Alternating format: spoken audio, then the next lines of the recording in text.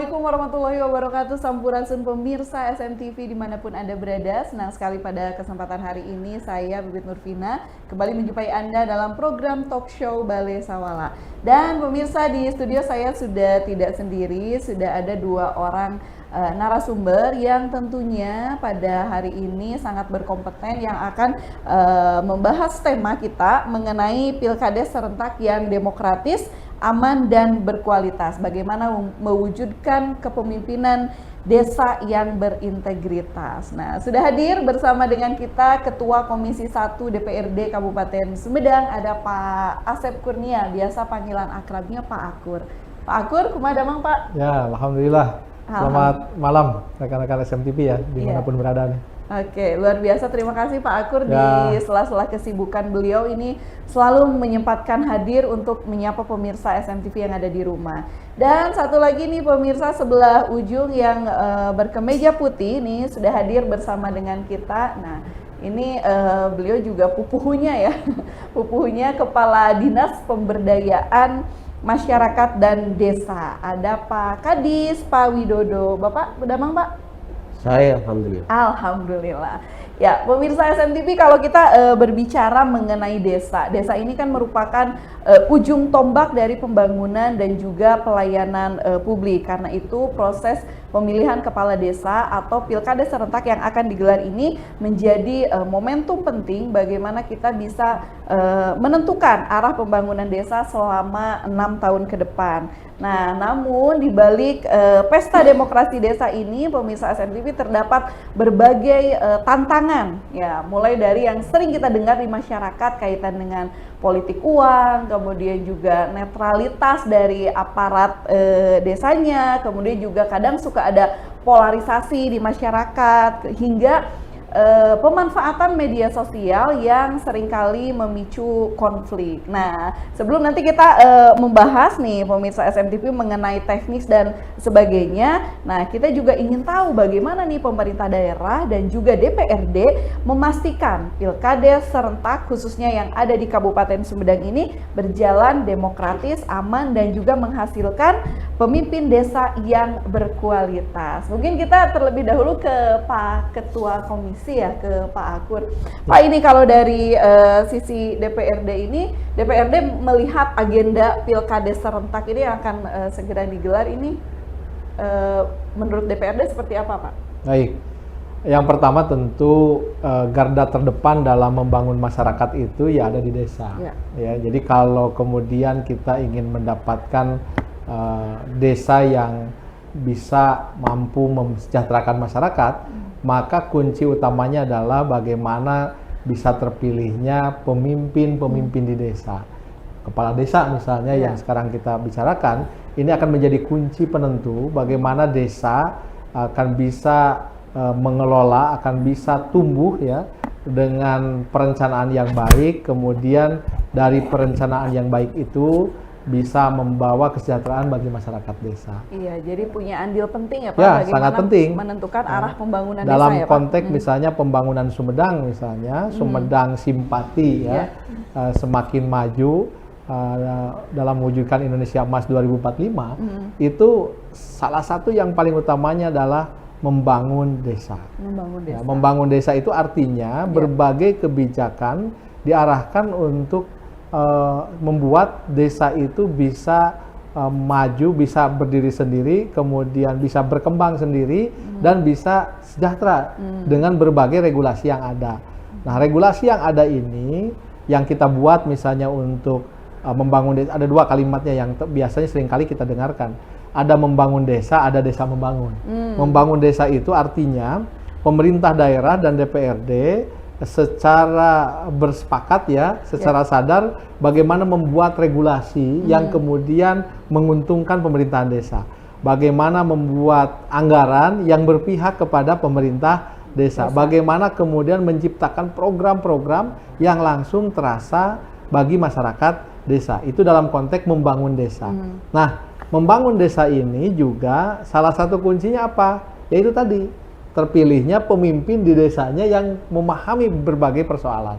Kita membuat berbagai regulasi, kita berharap desa membangun desa, tapi kemudian kalau pemimpin yang terpilihnya itu tidak kompeten dan kemudian tidak bisa berinovasi, apalagi dalam tantangan sekarang, tidak bisa mengeluarkan masyarakatnya dari tingkat kesejahteraan yang rendah menjadi lebih tinggi, maka desa akan merasakan kesulitannya. Oleh karena itu sangat kunci pelaksanaan pilkada serentak tahap 1 yang akan diselenggarakan beberapa waktu mendatang. Oke, nah ini untuk pelaksanaan pilkada serentak nih pemirsa SMTV. Nah, kita langsung saja ke Pak Kadis. Pak Kadis nih, kalau untuk sejauh ini berapa nih Pak jumlah desa yang akan mengikuti pilkada serentak? Kemudian untuk mekanisme tahapannya sekarang sudah diproses apa Pak? Ya, terima kasih pemirsa SMTV yang saya hormati.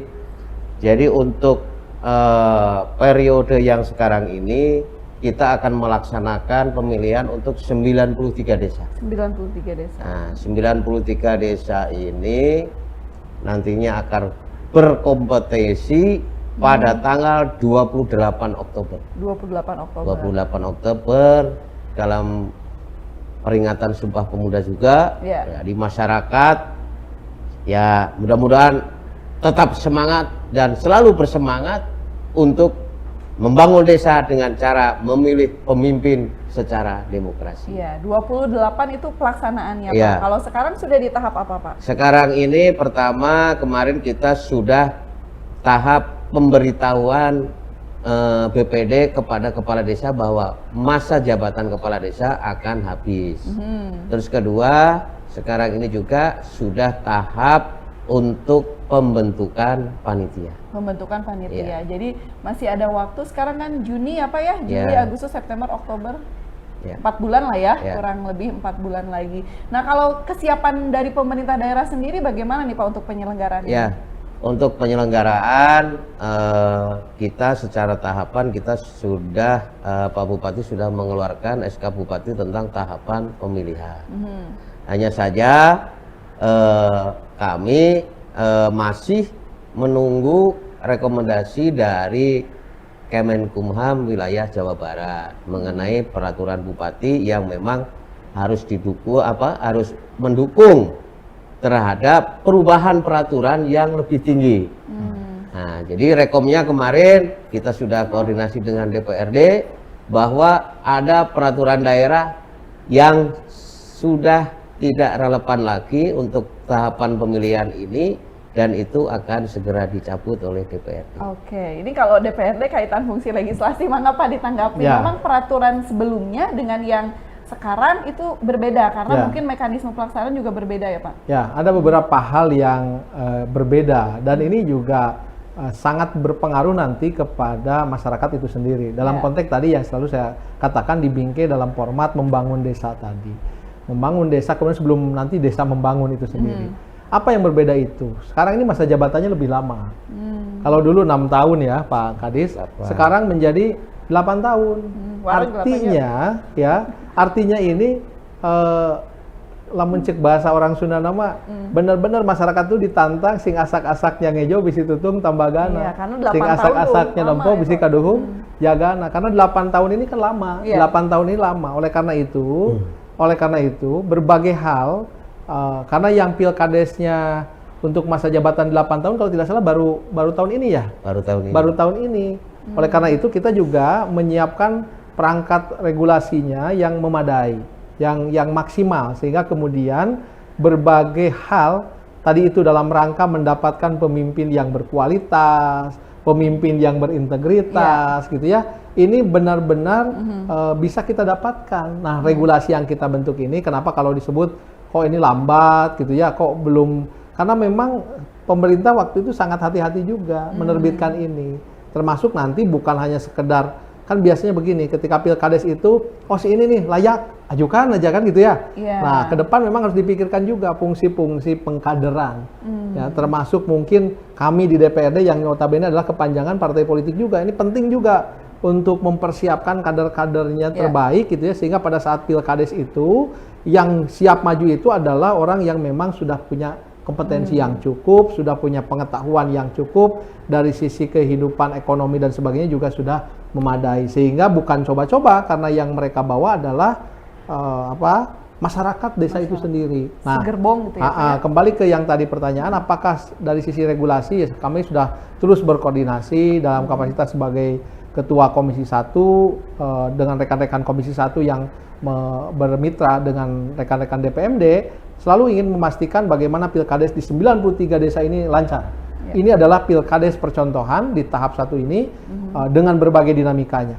Selain jabatan yang diperpanjang, ada jabatan yang ditambah, ada lagi satu keunikannya.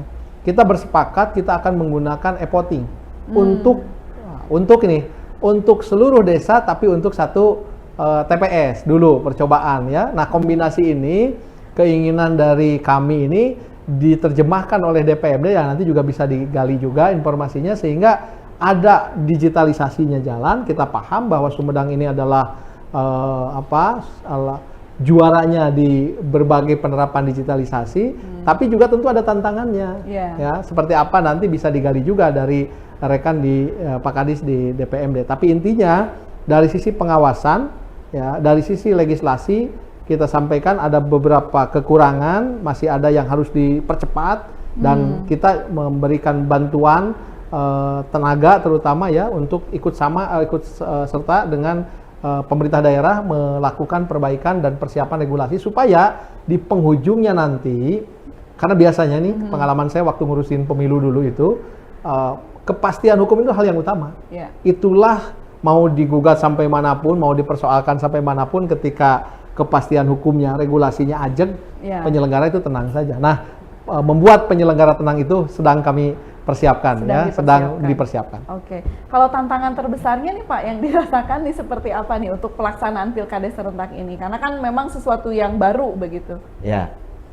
Jadi kalau yang tadi disampaikan oleh Pak Ketua Komisi bahwa kita juga akan melaksanakan Pilkades digital, itu adalah tantangan kita yang baru. Yang baru ya. Nah, kenapa baru? Karena kita akan menerapkan sistem digital ini supaya untuk memulai hal baru. Kalau ini sukses, mungkin nanti Pilkades selanjutnya kita akan menerapkan digital semua.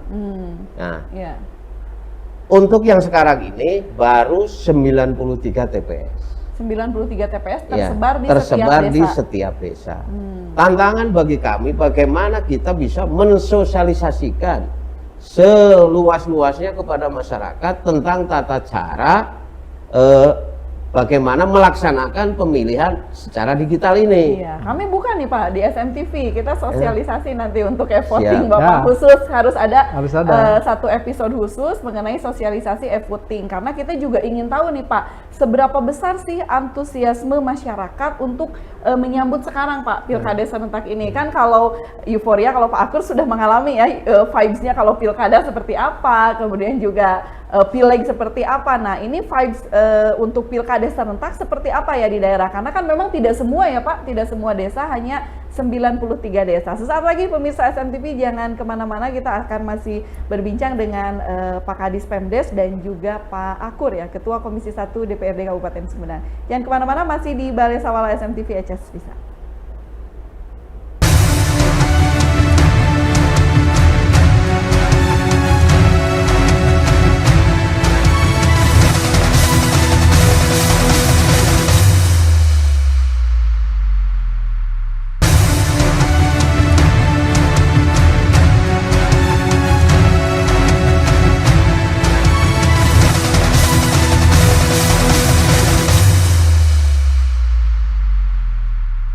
Ya, pemirsa SMTV kembali lagi masih di Balai Sawala SMTV HS Pisan. Kita masih membahas nih bagaimana Pilkades serentak yang akan digelar, apakah desa ini sudah siap begitu, yang juga masyarakat apakah sudah siap untuk memilih pemimpinnya yang tadi berkualitas dan juga berintegritas, karena desa ini ujung tombak arah pembangunan tuh yang pertama itu adanya di desa dan harus dikendalikan oleh aktor politiknya, kepala desa yang memang punya visi yang ingin membangun tadi yang seperti dibilang Pak Akur ya, harus bisa membangun desa. Nah ini berkaca ke pengalaman yang sudah-sudah, karena memang untuk pilkada kemudian juga pileg ini masyarakat sudah mulai begitu ya, ada muncul antusias mengikuti kontestasi, karena kalau Pak Akur juga ini sudah tahu ya Pak, dari tahapan mulai dari awal beliau di KPU ini Pak, setiap kontestasi politik itu kan suka ada dinamika nih Pak. Nah kalau Bapak sendiri melihat nih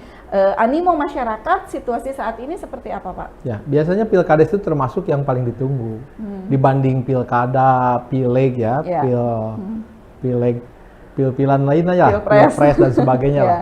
Ini pilkades ini biasanya dianggap lebih seru ya, dan karena apa? Karena sentuhannya langsung ya. Betul. Saya pernah juga jadi tim sukses pilkades, ibu saya almarhum ini di Cibugal dulu menang kepala desa, tapi lumayan berat juga gitu, berat juga.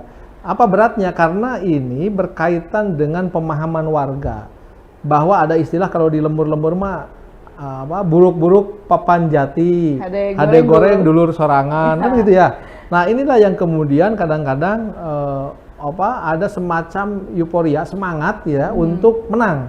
Nah, tapi kemudian yang kalahnya ini, semangat kalahnya juga bukan semangat kalahnya, menerima kekalahan juga ini penting ya. Nah semangat yang menang ini dan siap menerima kekalahan ini harus diartikan oleh kita di pemerintahan ini adalah dengan menyiapkan regulasi yang baik, dengan menyiapkan aturan yang tepat, yang kemudian tidak dipersoalkan di kemudian hari. Nah, saya pikir ini penting tersosialisasikan kepada masyarakat. Yang paling adanya muncul kesadaran adalah berkaitan dengan pemenuhan syarat. Nah, pemenuhan syarat ini yang harus terus tersosialisasikan oleh pemerintah daerah kepada masyarakat. Syarat apa sih selain syarat formal gitu ya. Kalau misalnya ukuran bertakwa kepada Tuhan Yang Maha Esa itu hanya cukup di atas meterai, tapi penerjemahannya itu kira-kira apa sih? Sehingga kemudian itu masyarakat itu sadar mereka mengajukan pemimpin itu dilihat dari bibit, bebet, dan bobotnya. Itu tidak asal kemudian ini mah senangnya sih ini aja nih. Begitu juga. Kenapa? Karena tadi saya penting katakan bahwa di desa itulah kemudian berbagai program akan dijalankan, berbagai rencana pemerintahan dijalankan, sehingga sosok kepala desa yang terpilih itu adalah sosok yang kemudian diharapkan mampu mensejahterakan masyarakat desanya. Mungkin kalau dari Pak Kabdis Pemdes nih Pak, kan tentunya dari sebagai dinas ini sudah mulai mengantisipasi persoalan apa saja mungkin nanti yang akan muncul Pak di pelaksanaan pilkades. Kaitan tadi regulasinya mungkin belum aja ya Pak sekarang. Kalau yang udah disampaikan mengenai tadi yang dibilang Pak Akur Pak, untuk syarat-syarat formal, informal itu seperti apa Pak untuk? Jadi kalau disebut belum aja juga kurang tepat, gitu. Karena kita payung hukum itu kan dari undang-undang sampai PP itu sudah jelas, ya, dan itu berlaku untuk seluruh Indonesia. Dan pada tahap awal ini itu memang cantolannya masih undang-undang dan PP. Untuk syarat laporan BPD ke pemerintah bahwa masa berakhirnya sudah selesai pembentukan panitia itu di cantolan undang-undang juga sudah diatur. Jadi sudah jelas. Nah, ini yang paling krusial, saya kira tadi selain digital, ini ada perkembangan yang baru. Nah, kalau dulu itu pilkades itu mensyaratkan ya bahwa harus ada 2 calon atau lebih, tapi sekarang maksimal 5, ya kan? Nah, kalau sekarang ini setelah dibuka 15 hari, terus buka lagi 10 hari, ternyata yang daftar hanya 1 calon, maka BPD itu bermusyawarah untuk memutuskan apakah ini akan dilanjut dengan pemilihan atau dilanjutkan dengan PLT. Nah, itu hal yang baru. Kalau dilanjutkan dengan pemilihan, maka calon yang satu melawan kertas kosong. Kotak kosong, betul. Ini adalah yang baru. Terus yang baru lagi, bahwa ketika calon yang daftar lebih dari 5, kalau dulu kan di testing, tes lisan, tes tulisan, terus ada nilai ranking 1 sampai 5 lulus untuk mendapatkan predikat bakal calon yang harus bisa dipilih. Untuk sekarang ini PP mengatur bahwa itu di ranking berdasarkan usia, nah, pendidikan dan pengalaman dalam bidang pemerintahan, dan itu diamanatkan untuk diatur dalam peraturan kepala daerah. Makanya kita untuk melaksanakan PP itu kita masuk ke peraturan bupati. Nah, itulah hal-hal yang berbeda. Terus untuk masa kepala desa yang incumbent, Ya, itu. kalau dulu incumbent itu cuti pada saat kampanye. Kepala desa itu mencalonkan diri akan cuti pada saat kampanye. Kalau sekarang, Nah, kalau sekarang begitu dia mencalonkan diri, daftar, maka dia harus cuti. Oh, cuti. Termasuk juga untuk perangkat desa. Kalau perangkat desa nyalon, pada saat dia daftar harus cuti. Nah, pada saat dia ditetapkan menjadi bakal calon, dia harus mengundurkan diri. Nah, ini hal-hal yang baru, inilah regulasi yang baru. Nah, ini akan kita atur lebih lanjut dalam peraturan bupati pada saat menciptakan turunan di bawahnya. Karena kan harus ada teknis. Harus ada yang teknisnya, mengatur. betul. Ya. Dan ini juga dari Pemdes juga sudah memetakan Pak untuk potensi kerawanan. Tadi juga menarik yang disampaikan Pak Ya. Akur, karena kalau tingkat desa itu kan hubungan kekerabatannya itu lebih dekat gitu. Ya. Jadi memicu polarisasinya tuh sangat kentara ya Pak, sangat terlihat begitu. Ya. Itu sudah ada Pak pola-pola pemetaan kerawanan. Pertama, seperti kita kerawanan yang lebih tinggi dulu ya. Kenapa diciptakan pilkada serentak? Itu diantaranya ya, diantaranya pemerintah itu untuk mengantisipasi maraknya yang judi kepala desa. Iya, betul. Ya kan, kalau kepala desanya itu pilihannya pindah-pindah, mungkin ada yang tukang judinya juga pindah-pindah gitu ya.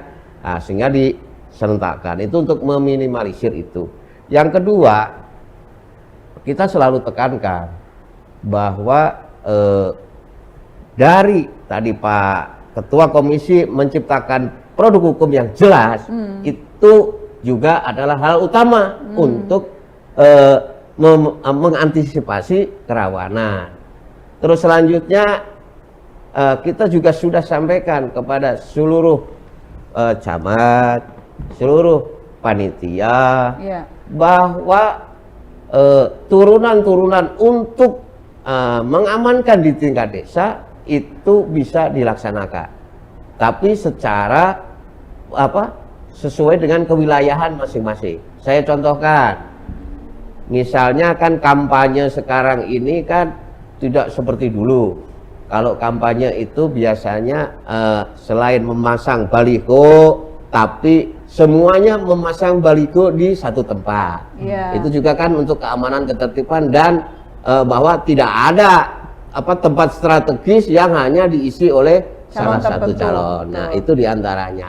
Terus kedua, pada saat kampanye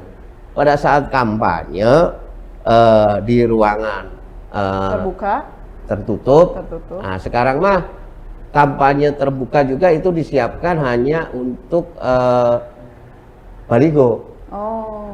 Ya, jadi kita instruksikan kalau kampanye di ruangan tertutup. Dan itu kita harus jelaskan kepada mereka. Jadi misalnya semua, misalnya snack ya teh ya, snack itu semuanya disiapkan oleh panitia supaya adil. Ya, Kalau sama nggak ya, pakai Pak. snack, air minum doang juga nggak apa-apa. Ini antisipasi apa? Bila mana misalnya calon A kumpul di ruangan A, snacknya misalnya 100 ribuan gitu ya.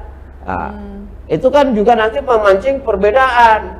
Misalnya di calon B, nanti ketika melihat calon A snacknya 100 ribuan, mungkin dia akan menambah lagi. Ya, jadi hal-hal yang persaingan semacam ini kita antisipasi bahwa itu semuanya harus disiapkan oleh panitia. Jadi si calon itu hanya bisa memprogramkan, mensosialisasikan program dan kegiatan ketika dia menang jadi kepala desa. Itu salah satu antisipasi. Itu menarik Pak, biaya politik pilkades nih Pak, lumayan cukup tinggi. Karena salah satu potensi kerawanan juga dari situ, terutama nanti tetap suka ada Pak kita mendengar cilok di kecapan, kalau Pak Akur mah istilahnya zaman dulu tuh viral banget. Nah ini Pak, mengatasi kalau tadi kan untuk biaya politik harus disediakan lah dari panitia ya Pak, sudah ada, jadi tidak memicu kesenjangan antar dari sisi calon gitu, satu calon yang lain dengan calon yang satunya begitu. Nah ini kalau dari DPRD sendiri Pak, dari fungsi pengawasan, karena kan politik uang itu Pak pragmatis masih ada nih Pak di masyarakat itu, dan itu yang paling dekat biasanya Pak, bagaimana ya? Sebenarnya ini persoalan ini kan di mana-mana dalam berbagai pemilihan apapun sama seperti ini. Jadi betul. Ini salah satu yang harus menjadi bagian dari inovasi yang dilakukan oleh panitia di tiap desa dari 93 desa itu.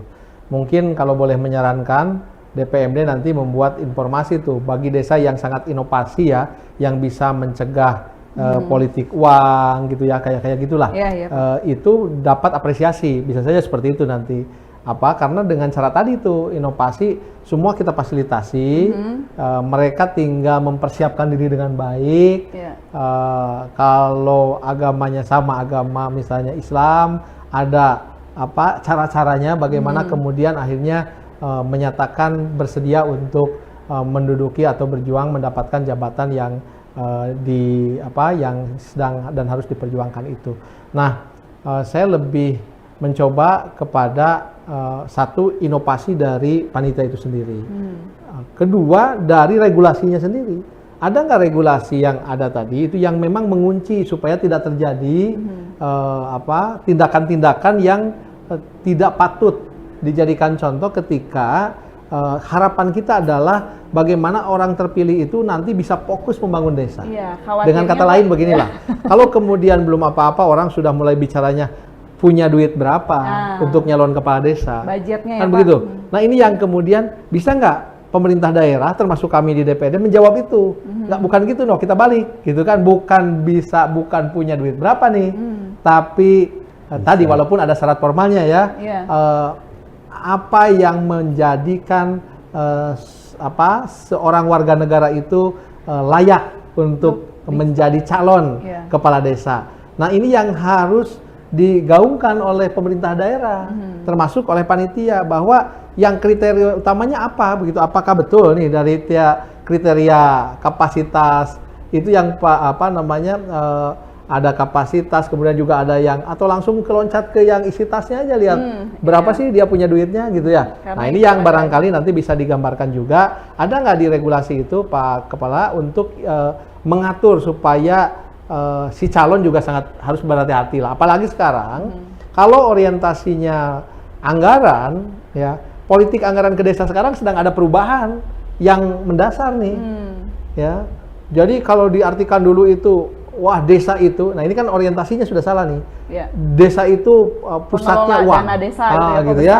Nah nanti bisa dibantu juga dijelaskan pada forum ini supaya nanti teman-teman yang memang sudah niat dari awalnya, saya ini orientasinya uang nih, bisa berpikir-pikir ulang. Masih mumpung belum pendaftaran. Tapi kalau misalnya orientasinya ya, saya punya inovasi, saya siap membangun desa dengan konsepnya seperti ini.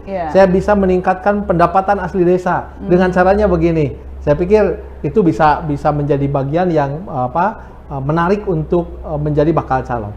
Pak Kadis nanti bisa dimintakan juga oleh kita untuk tadi menginformasikan ada nggak kebijakan-kebijakan yang berat ya kaitan dengan anggaran di desa. Oke, itu memang menarik nih Pak, karena kan posisi desa ini kan strategis, yang jadi kepala desa itu kayak raja kecil ya Pak ya di daerah gitu. Dan itu juga tadi yang disampaikan oleh Pak Kadis, ada beberapa tantangan baru. Tidak hanya tadi kalau dari sisi kampanye terbuka, tertutup, ini karena tadi juga mau ada e-voting digital, nah ini kita juga tidak bisa menutup mata kalau di zaman sekarang di era multi-platform, era serba digital, tentunya kita ada pemanfaatan media sosial yang itu juga suka dimanfaatkan untuk ruang kampanye baru, bagaimana nanti bisa mengarahkan opini publik tuh di situ. Nah, seperti apa nanti akan kita tanya untuk regulasi sosial kaitan dengan penggunaan medsos untuk kampanye seperti apa ya, jangan kemana-mana, masih di Balai Sawala SMTV HS Pisang.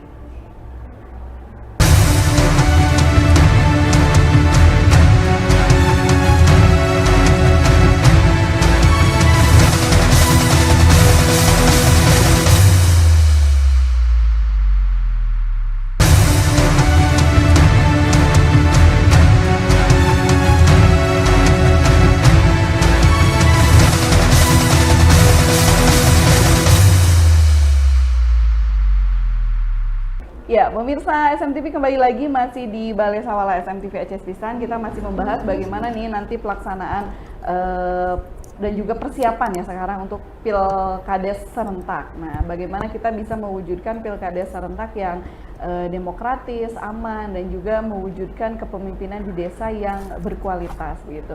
Tadi sesaat sebelum jeda memang ada beberapa tantangan yang dibahas begitu, yang terjadi dimungkinkan sekarang. Kemudian juga tadi Pak Kadis sudah menyampaikan beberapa potensi kerawanan yang akan diantisipasi. Kemudian juga Pak Akur tadi sempat menyinggung dari sisi regulasi, kemudian juga dari anggaran. Nah, ini kaitan dengan anggaran ini pasti menarik nih Pak. Mungkin dari Pak Kadis bisa menyampaikan nih Pak untuk sebagai bentuk pemahaman juga kepada masyarakat yang akan memilih dan kepada calon yang akan mencalonkan kepala desa, kaitan dengan apakah posisi desa ini, kan kalau tadi mungkin kedengarannya masih seksi begitu ya Pak, ada pengelolaan dana desa yang begitu besar dan sebagainya. Jadi itu kadang bisa menjadi motivasi yang kadang orientasinya jadi beda gitu Pak, yang tadi bisa ke money oriented. Mungkin dari Pak Kadis bisa memberi pencerahan.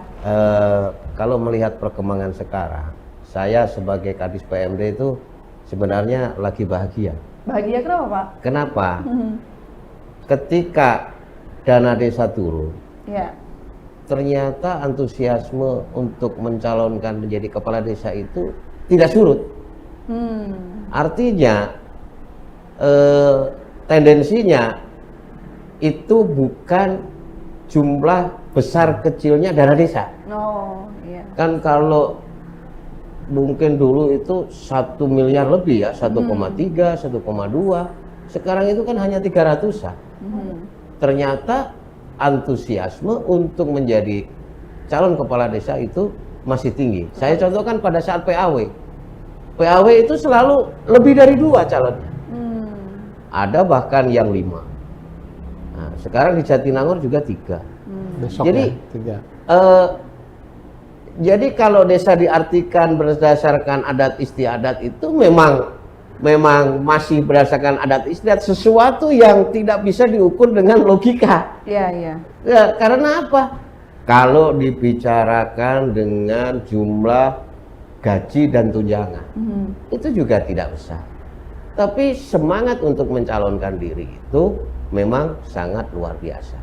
Jadi pada intinya kita bahagia itu mudah-mudahan ya, seorang kompetitor calon kepala desa itu benar-benar ingin membangun desanya, benar-benar ingin mengabdikan dirinya kepada desanya. Nah, terus selanjutnya bahwa kita akan sosialisasikan, dan itu akan kita sampaikan secara terus-menerus, bahwa mencalonkan diri itu memang harus tumbuh dari hati. Saya selalu sampaikan di desa-desa bahwa ya kebetulan setiap kita pertemuan di desa itu audiennya semuanya muslim ya. Kita sampaikan tujuan Anda terakhir apa? Pasti semuanya ingin masuk surga kan? Nah, saya sampaikan bahwa ini adalah jalan masuk surga. Nyalon kepala desa adalah jalan masuk surga. Jadi itu selalu kita sampaikan. Kenapa masuk surga? Ketika kepala desa merencanakan jalan. Jalan itu dilewati orang yang mau sekolah, mau ke masjid, mau mencangkul, mau jual-jualan, itu kan amal jariah. Nah, Dan agama kita mengatur ketika jalan itu mau dipakai selingkuh, mau dipakai mencuri domba, itu kan tidak ke bawah dosanya. Iya, Jadi iya. saya selalu sampaikan beruntunglah menjadi pamung praja. Nah ini supaya menjadi motivasi dan menghilangkanlah. Dan saya yakin seorang calon kepala desa yang sekarang pastikan orang hidup. Orang hidup pasti sudah punya penghasilan. Ya, anak istrinya juga sudah terjaga dengan penghasilan. Bahwa ya kita positive thinking bahwa seorang calon kepala desa adalah benar-benar ingin membangun masyarakatnya, ingin membangun desanya. Iya, itu menjadi figur lah ya Pak ya, Ya, harus jadi supaya figur menjadi untuk- semangat cita-cita bagi seluruh calon. Iya betul. Nah ini mungkin Pak kalau dari DPRD sendiri kaitan dengan regulasi tadi juga karena mau e-voting berarti mau tidak mau kita ini harus ada digital. Nah ini Pak untuk regulasi kampanye digital karena penggunaan medsos kan di zaman sekarang nih lumayan sangat merebak dan itu juga mungkin sama Pak Akun bisa terasa sendiri ketika ada calon nih Pak yang lebih populer di medsos. Nah apakah itu berbanding lurus dengan kemampuan beliau, dedikasinya seperti apa. Kadang kan ada ya ini sebagai case saja Pak, case tadi. Ya, ada yang memang satu calon dia jago, visi misinya bagus, kemudian program-programnya bagus tapi tidak populer di medsos. Tapi yang satu biasa aja tapi karena populer akhirnya banyak yang milih. Nah, itu Pak kan pertimbangan-pertimbangan seperti itu ada nih Pak di masyarakat sekarang. Ya. Dari DPRD menyikapinya bagaimana? Ya, betul. Jadi memang untuk peran media sosial ya. Ini juga penting dan ini harus menjadi pemahaman yang baru oleh bakal calon kepala desa. Iya. 8 tahun kelak dia terpilih ke depan itu tidak lepas dari media sosial. Ya, bagaimana sekarang ini kritik itu bisa langsung disampaikan. Jadi bisa langsung disampaikan oleh masyarakat tanpa menggunakan saluran-saluran yang ada. Iya. Ya, keluhan bisa langsung hari ini datang ke kantor desa, desanya pelayanannya masih tidak maksimal, ya. Karena kebetulan misalnya akhir bulan, datang kepala desa, datang ke desa, pelayanannya di rumahnya habis gas gitu kan, akhirnya kebawa marahnya ke desa. Nah itu bisa langsung diposting kan. Iya. Nah Betul. bagaimana sekarang si bakal calon juga mengenal itu semua. Peran media sosial, media digitalisasi dalam pemerintahan. Apalagi Sumedang saya katakan dari tadi, ini sudah serba digital di kita. Bagaimana ketika misalnya ada warga yang tidak mendapatkan bantuan, ya harus kemana ngeceknya, bagaimana cara melakukan pengecekannya. Nah hal-hal yang sederhana gitu, ini harus sudah diinformasikan kepada bakal calon kepala desa. Jangan semuanya serba perangkat desa. Nanti kan yang gitu-gitu mah bisa oleh sekdes, nanti kan yang gitu-gitu mah bisa oleh perangkat desa lainnya. Tapi itu harus muncul kesadarannya jadi dari setiap bakal calon yang nanti muncul. Nggak bisa sekarang itu diabaikan. Kita saya termasuk misalnya yang tanda kutip lah belajar ya untuk menggunakan media sosial. Bagi saya orang misalnya menyebutnya ini konten. Oh ini mah konten, pencitraan, bukan. Bagi saya justru ini melaporkan pekerjaan saya. Iya, betul. Melaporkan kepada publik biar yang menilai. Seringkali orang nanya misalnya apa sih tugas anggota dewan itu? Si eta mah ngan posting we hungkul ya, postingnya kalau lagi makan-makan sih kita sensor sebenarnya, tapi kalau memang yang bekerja itu ya. Iya, Pak. Nah, digitalisasi dalam pilkades ini sebenarnya itu isyarat bahwa kepala desa terpilih kelak juga harus memahami ya, dan lebih jauhnya pandai menggunakan dan bijak dalam menggunakan media sosial. Ada kasus kita temukan, beberapa kasus ketika desanya dikritik, waduh, serombongan itu membuli warganya kan. Rombongan siapa? Rombongan perangkat desanya yang tidak terima. Padahal ini adalah persoalan. Bagaimana kita bisa bijak, bagaimana kita bisa mampu memanfaatkan media sosial. Nah, desain dalam bentuk e-voting ya, yang kita akan selenggarakan di 93 desa itu mengingatkan bahwa digitalisasi mau tidak mau masuk ke dalam berbagai kehidupan masyarakat. Bahkan untuk pemilu sekelas pemilu anggota DPRD saja belum berani menggunakan itu. Tapi pemerintah daerah Kabupaten Sumedang tentu dengan backup juga dari DPRD mencoba. Ya, kalau kapan lagi kalau kita coba? Iya, betul. Ya, di beberapa pemilu kita, saya selalu katakan pada pertemuan terakhir kemarin, orang masih belum percaya hasilnya. orang sudah pakai surat-suratnya di klebet-klebet kia. Iya. Coblos nomor 1, partainya partai apa, nomor 1 sah. Orang masih nggak percaya hasilnya. Apalagi ini nggak jelas Yang orang digital. datang. Nah, ini Iya. pentingnya apa? Pentingnya memberikan pemahaman kepada masyarakat. Tapi saya sekali lagi katakan, ini bukan hanya sekedar coba-coba. Tapi ini adalah isyarat dari pemerintah daerah melalui juga Pemda dan DPRD-nya bahwa ke depan digitalisasi ini mau tidak mau harus disiapkan dan masyarakat harus siap menerima digitalisasi sebagai sebuah keharusan. Iya, karena memang itu kita mengikuti ya perkembangan zaman, perkembangan teknologi, dan Ya. itu tidak bisa diindahkan. Mungkin dari Pak Kadis Pemdes nih Pak, kan ini penting sekali nih Pak, literasi digital untuk masyarakat, untuk menjaga kondusivitas pilkada, tidak hanya nanti saja pas pelaksanaan e-voting digital, tapi di ruang-ruang untuk medsos ini kan membuka ruang kampanye yang baru nih Pak untuk masyarakat.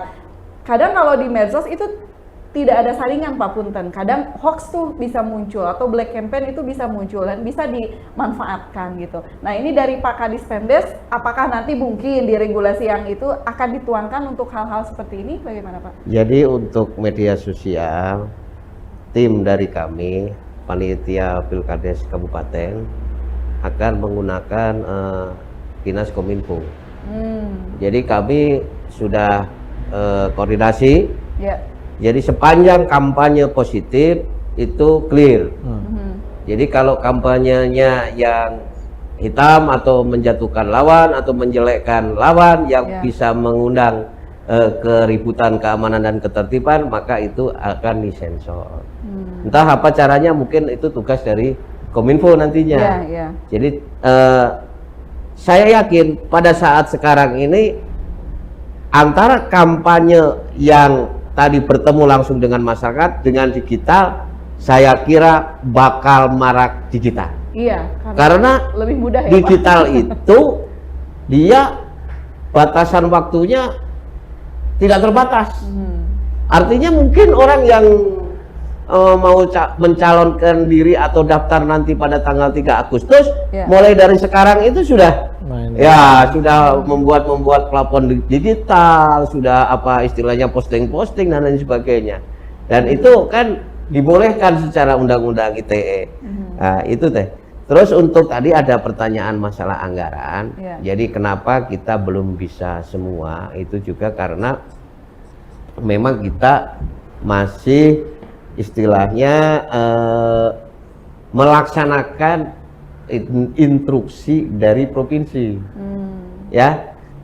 Jadi provinsi memberikan bantuan alat sebanyak 93. Jadi kita laksanakan baru 93. Tapi kedepannya nanti kami juga akan koordinasi lagi dengan DPRD ya. Kita akan menyusun peraturan khusus tentang desa. Nah, nanti di situ juga kita akan atur lebih lanjut bagaimana penyempurnaan daripada pilkades secara digital ini. Iya, karena ini baru mulai ya Pak ya. Mungkin percontohan. Kalau di kabupaten kota lain sudah ada belum Pak ini yang untuk effort? Indramayu sudah. Indramayu kemarin, terus Karawang sudah. Dan kita sekarang ini bersama Bekasi, Cianjur, Subang. Ya, dan mudah-mudahan hasilnya juga memuaskan, dan ini juga penting ya Pak, sosialisasi untuk masyarakat bagaimana mungkin nanti pelaksanaan e-voting ini, karena masyarakat masih ada yang masih awam nih Pak. Ini karena episodenya harus khusus beda tuh Pak kalau untuk sosialisasi e-voting. Saat lagi pemirsa SMTV akan kita tanya dari Pak Kadis dan juga dari DPRD, untuk Anda sebagai masyarakat nih, apa sih pertimbangan utama dalam memilih calon kepala desa itu seperti apa? Mungkin nanti ada saran-sarannya, jangan kemana-mana. Akan kita lanjutkan masih di Balai Sawal SMTV Aceh Pisang.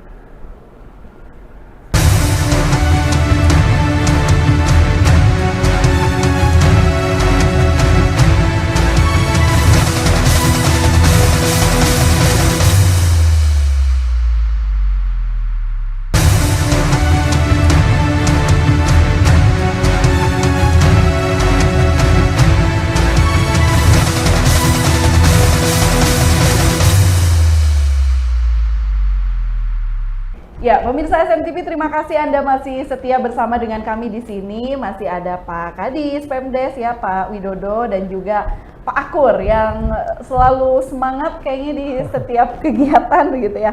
Dan pemirsa SMTV, kita tahu bahwa Pilkades ini bukan hanya sekedar memilih kepala desa, itu siapa yang akan menang, siapa yang juga kalah begitu, dan yang kalau menang harus menerima, yang kalah pun harus sama begitu ya, harus legowo gitu. Tapi yang lebih penting ini adalah bagian dari proses demokrasi ya Pak. Bagaimana kita mengawal ini supaya si demokrasi ini berjalan dengan aman, kondusif, dan yang paling pentingnya adalah kita bisa melahirkan pemimpin yang amanah, profesional, dan mampu membawa kemajuan bagi desanya. Nah, mungkin dari DPRD nih Pak, kan ini masyarakat akan kembali menentukan, apalagi sekarang tuh lama tadi kata Bapak ya, 8 tahun, ini bukan waktu yang singkat, jadi harus betul-betul. Nah, ini apa nih Pak yang harus diperhatikan oleh masyarakat dalam menghadapi Pilkades ini? Artinya masyarakat itu harus benar-benar tepat gitu Pak menyalurkan suaranya. Ya, harus ada penyamaan pandangan di masyarakat. Ya. Mau nggak masyarakat kemudian memiliki pemimpin yang kemudian pemimpin itu tidak bisa tidur nyenyak ketika mendengar masih ada warganya yang tidak menerima bantuan. Ya. Mau nggak masyarakat itu kemudian mendapatkan pemimpin yang gundah gulana ketika ada warganya harus ke rumah sakit, tapi BPJS-nya kemudian mati atau tidak aktif. Mau nggak kemudian masyarakat memiliki pemimpin yang kemudian pemimpin itu sampai benar-benar merasa sakit hati ketika ada warganya tidak bisa makan atau tidak bisa sekolah karena tidak ada biaya. Nah, kalau itu ada kemauan yang sama, maka kuncinya kembali pada masyarakat itu sendiri. Yeah. Apa yang harus dilakukan oleh masyarakat?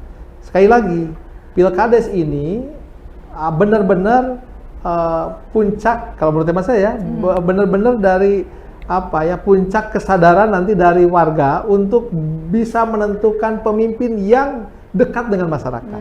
Kalau Bapak Ibu warga masyarakat memilih DPRD, kadang-kadang kan satu DPRD itu satu dapil ya. Dapil itu ada, saya misalnya beberapa nih, daerah Jatinangor, Cimanggung, itu 2 kecamatan. Ya, jauh juga jaraknya. Iya.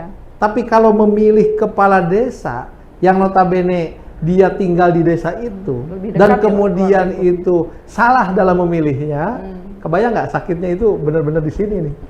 Sakit di sini, Sakitnya di sini dan di sini. Kalau kemudian masyarakatnya salah memilihnya. Iya. Lalu bagaimana caranya supaya masyarakatnya bisa tepat memilih pemimpinnya itu? Pertama, masih ada waktu. Masih ada waktu untuk mendorong masyarakat berhimpun, berdiskusi, ya, ayah balai sawala gitu ya kalau di SMTV mah ini, ya, mencoba melihat bukan hanya langsung jorojoy bogoh ajukan gitu, bukan begitu, tapi benar-benar dilihat dulu. Ini kelihatannya desa ini memang susah karena ini berbicara ideal, tapi kan tadi apa yang harus kita sampaikan, ini yang kami sampaikan. Kalau tadi ingin mendapatkan pemimpin yang seperti saya gambarkan di awal, maka kuncinya masih ada waktu. Kalau tidak salah sampai bulan Agustus ya Pak Kadis.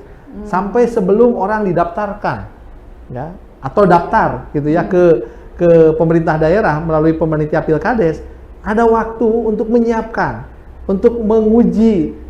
Ini kira-kira layak nggak sih? Ini benar nggak sih kalau kita jadikan pemimpin? Jangan sampai kemudian keun bae da itu bener mah kayaknya orang jungkelkeun we. Baru ge mau pemilihan sudah berbicara kalau nggak benar. Tapi ini harus jadi kuncinya ada di mana? Ada di masyarakat itu sendiri.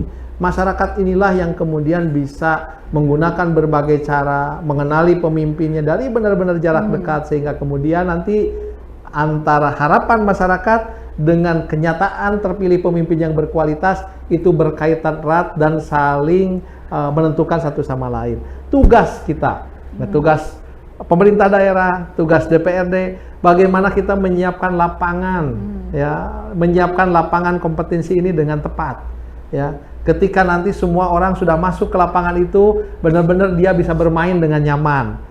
Jangan sampai nanti pemain protes terus, karena lapangannya ini nggak jelas, ini teh handsball atau ini teh apa begitu, sampai setiap pelanggaran harus lihat VAR terus kan gitu ya.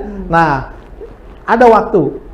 Pemerintah daerah dengan panitia penyelenggara mempersiapkan bagaimana lapangan yang kalau dalam politik itu yang saya rasakan lama-kelamaan memang lapangan itu semakin licin. Ya, jadi kalau lapangan licin, pemainnya tidak hati-hati, apalagi kalau panitianya ikut main, maka biasanya makan korban. Tapi kalau sudah tahu ke depan dinamikanya semakin licin, tapi kemudian bagaimana panitia menyiapkan walaupun licin tapi nyaman, jatuh pun tetap nyaman, tidak akan ada luka-luka. Sekarang lagi Piala Dunia begitu kan? Iya. Nah, tetap bisa nyaman bermain di sana, maka pemain pun puas. Pemain puas, penonton puas, semua enak. Ya, inilah yang kemudian kata Pak Kepala tadi, ini semua ujungnya adalah celengan kita masuk surganya Allah Subhanahu wa taala. Saya pikir Oke, begitu. Siap. Ya. Dari Pak Kadis mungkin Pak mau memberikan Jadi himbauan kepada masyarakat. untuk masyarakat, saya pesan jangan memilih karena uang, jangan memilih karena sembako. Pilihlah sesuai dengan pandangan dan jati diri pemilih masing-masing. Artinya masyarakat menilai calon, lihat baik-baik, dengarkan baik-baik, lihat latar belakangnya, lihat jejak digitalnya, kira-kira yang terbaik yang mana, yang bisa mengelola kekayaan di desa yang mana, yang bisa melayani masyarakat nu mana. Jadi harus benar-benar teliti, pakai nurani. Setelah itu kita serahkan kepada Allah Ta'ala siapa yang menang. Nah, jadi karena seleksi ini kan zaman sekarang lumayan, segala macam cara itu bisa diterapkan. Aturan untuk pencegahan masih banyak jalan yang bisa dilewati. Tapi ketika hati yang bicara, mudah-mudahan tidak salah. Nah itu. Karena apa? 8 tahun. Tadi berkali-kali Pak Ketua menyampaikan 8 tahun itu bukan waktu yang singkat, lama. Apalagi kalau nanti 2 periode Pak, Ya. bisa 16 tahun ya. Lama. Ketika baik, alhamdulillah. Tapi ketika tidak baik, kan lama. Nah, Betul, gitu. Pak. Nah, jadi hati-hati dan teliti cara memilih pemimpin yang baik di desa. Kalau itu kan untuk masyarakat nih Pak, Ya. harus hati-hati teliti. Kalau untuk calon kepala desa yang berniat ingin mencalonkan, apalagi tadi ditambah dengan berbagai regulasi begitu yang ada nih, mungkin ada yang mau disampaikan ya Pak? Jadi untuk calon kan nanti menyampaikan visi misi. Nah, visi misi itulah ya yang menjadi bahan penilaian terhadap apa yang akan direncanakan dan dilaksanakan calon itu sendiri. Nah, calon itu memang harus benar-benar mempersiapkan. Kenapa? Karena zaman sekarang ini kan sudah ada, begitu dia jadi kepala desa itu RPJMD 8 tahun itu sudah harus terpampang. Tahun pertama yang mana, tahun kedua. Dan itu yang akan dikawal oleh masyarakat melalui BPD. Yeah.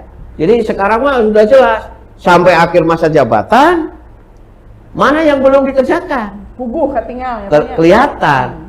Nah, dan ini juga berlaku untuk incumbent. Nah, ini masalah juga buat incumbent. Kenapa? Iya. Visi misinya kemarin dirubah, RPJMD dari 6 tahun jadi 8 tahun. Ketika ditambah 8 tahun, dia masih punya rencana anggaran dana desa itu 1, sekian. Iya. RPJMD sudah 14 sampai Desember sekarang, tapi anggarannya lagi turun. Dan inilah tantangan bagaimana para incumbent ini, petahana ini menjelaskan ke masyarakat. Jangan sampai nanti masyarakat tahunya hanya bahwa RPJMD-nya tidak tercapai. Nah, itu. Jadi semuanya itu tadi sosialisasi. Kalau kita sebanyak-banyaknya sosialisasi, maka pelanggaran-pelanggaran akan semakin minim dan masyarakat pengertiannya tentang calon, visi misi dan lain sebagainya, ketika sosialisasinya benar, maka insya Allah dia akan mempersempit kesalahan dalam memilih calon pemimpinnya. Oke, siap. Mungkin dari DPRD nih Pak, terakhir saja untuk dari Closing. sisi ya closing statementnya, untuk dari sisi pengawasan bahwa DPRD ini akan betul-betul nih Pak mengawasi pelaksanaan pilkada serentak ini agar berjalan aman kondusif Pak. Ya, sebagai tugas kami di DPRD memastikan tahapan ini berjalan lancar. Pemerintah daerah ini punya tugas yang lumayan berat ya, tidak mudah karena berbagai hal bisa terjadi. Sekali lagi tadi semakin kesana nanti semakin licin jalannya itu. Tapi saya yakin dengan pengalaman yang sudah pernah kita lakukan dalam pilkades dan pilkada sebelumnya atau pileg ya, pertama kita punya unggul di kondusivitas. Insya Allah seroleh lah masyarakat Sumedang itu, gitu ya. Kemudian yang kedua, partisipasinya juga tinggi. DPRD sekarang sudah menyiapkan anggaran ya, menyetujui anggaran yang diajukan oleh pemerintah daerah itu 2,5 miliar ya untuk 93 desa, ditambah nanti untuk BPD juga kita sudah sepakati kemarin dalam perbincangan awal ini sudah ada kenaikan juga kalau tidak salah sekian berapalah untuk teman-teman BPD yang bertugas juga cukup berat di sana. Nah, anggaran yang walaupun terbatas tapi dianggap oleh kita cukup itu gunakan dengan baik untuk menyelenggarakan sebuah pilkades yang berkualitas. Artinya apa kalau dibahasa sederhanakan? Pilkades yang benar-benar bisa dijadikan sarana untuk memilih pemimpin yang amanah. Ya, pilkades yang kemudian masyarakat diberi kesempatan bukan hanya sekedar milih kucing dalam karung katanya, tapi benar-benar pilkades yang bisa memberikan kebebasan kepada masyarakat untuk dengan tenang, dengan sadar, dia memilih pemimpinnya dengan tepat, dan selama itu kemudian pemimpin yang terpilih mempersiapkan diri melakukan pengabdian selama 8 tahun, kemudian dari 8 tahun pengabdian itu pilihannya ada 2. Semakin baik pengabdiannya, maka tentu 8 tahun ke depan bisa terpilih kembali. Tapi semakin tidak baik dalam pengabdiannya, berbagai pengawasan yang ada, baik pengawasan langsung oleh masyarakat, ataupun oleh pemerintah melalui APIP ya, untuk inspektorat biasanya ya, yang sekarang harus dihindari adalah pengawasan yang langsung oleh masyarakat berupa apa? Berupa hukuman sosial di media sosial. Itu lebih di luar kendali kita. Oleh karena itu semakin persiapkan diri dengan baik ya, luruskan niat dengan baik. Untuk tim sukses juga sama, jadilah tim sukses yang baik. Insya Allah dengan cara seperti itu kita akan cepat mendapatkan Sumedang simpati yang lebih maju. Terima kasih. Oke, dari Pak Kadis mau menambahkan? Untuk masyarakat Sumedang, terutama yang akan melaksanakan pilkades, saya berharap dan doanya semoga pilkades bisa berjalan tertib, lancar, adil, jujur, dan amanah. Keduanya, supaya pilkades serentak ini menghasilkan pemimpin-pemimpin desa yang punya cita-cita visioner dalam rangka membangun desa, mensejahterakan masyarakat, dan meningkatkan PAD desanya. Oke, Terima luar kasih. biasa. Terima kasih Pak Kadis atas waktunya. Pak Akur juga hatur nuhun. Terima kasih. Jadi memang pemirsa SNTV, pilkades serentak ini, pilkades bukan hanya sekedar memilih pemimpin desa, tapi juga menentukan masa depan desa. Apalagi tadi jangka waktunya lama begitu ya, 8 tahun. Jadi bagaimana kita mari bersama-sama masyarakat, kemudian juga pemerintah, ini semua bersinergi. Tidak hanya bergantung kepada panitia begitu, tapi tadi kesuksesan ini harus ditunjang dari berbagai sinergitas mitra-mitra terkait begitu ya, khususnya untuk para masyarakat yang akan memilih di 93 desa. Nah, ini sudah mulai bersiap dari sekarang, kenali calon yang akan Anda pilih, dan untuk calon yang akan mencalonkan diri dari kepala desa tadi sudah disampaikan juga oleh Pak Kadis bahwa ada beberapa kembali ke hati begitu ya, jangan harus bisa menentukan visi misinya tadi secara visioner agar sudah ada kesiapan dari diri, kesiapan dari hati untuk bagaimana bisa membangun desa, memajukan desa. Mari kita kawal demokrasi pilkada serentak di tingkat desa ini agar berjalan aman, damai, dan juga kondusif. Terima kasih sekali lagi atas perhatian Anda pemirsa SMTV. Saya Fit Nurpina beserta para narasumber undur pamit. Sampai jumpa di lain kesempatan. Wassalamualaikum warahmatullahi wabarakatuh. Waalaikumsalam.